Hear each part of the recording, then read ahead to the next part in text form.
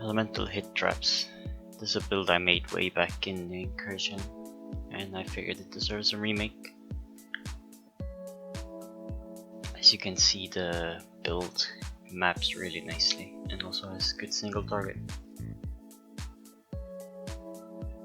Okay, so there's a few ways to build elemental hit. I went with the full fire conversion way. That means I'm using 2 combat focus jewels to only deal fire damage. I'm also using a pyre, Call of the Brotherhood, and Soft's Blood.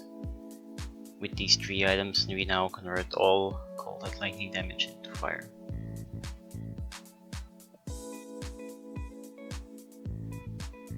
So why go traps?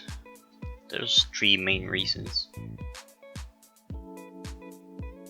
Firstly, it allows us to have extremely efficient passive tree, since all the elemental bow and trap passives are very close together. It means there's very little points wasted on traveling.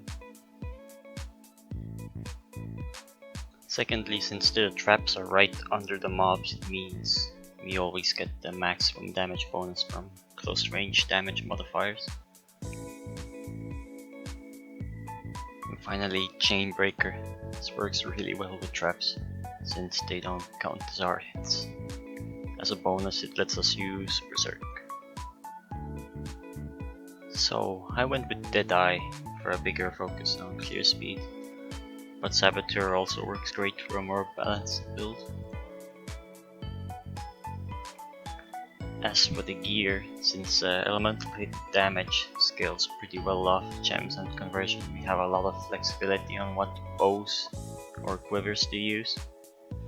I went with the Reach of the Council and Shaper quiver for +1 arrows for mapping, and I also have a weapon swap to a Chinsol with a point blank quiver for really big bosses.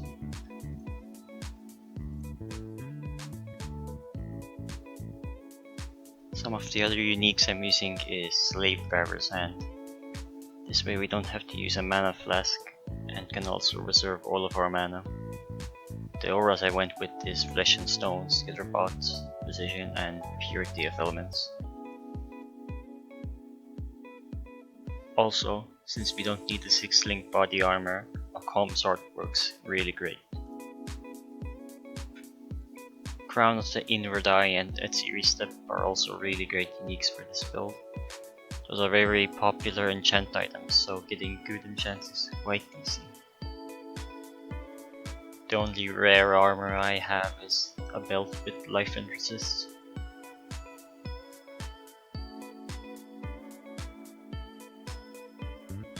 As for the flasks, surprisingly the most important one is the quartz. Since traps have delayed damage, it is very important we can run through mobs when needed. The Diamond Bottle Fate is also a decent chunk of extra damage, so the Bottle Fate is only a 5% increase over Wise Oak and not really worth the price. Dying Sun is just for mapping and can be swapped out on bosses. Since the build has a lot of dodge and evasion, a single Blood of the Crow works just fine for sustain. Though for fights like Cyrus, I would recommend swapping out Dying Sun for another one. We also used 3 debuff skills on bosses. The Sniper's Mark and Wave of Conviction has to be linked to Blood Magic or Trap support.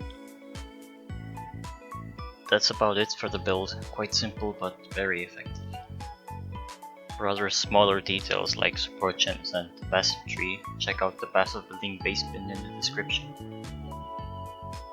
Also, if you made it this far, consider subscribing.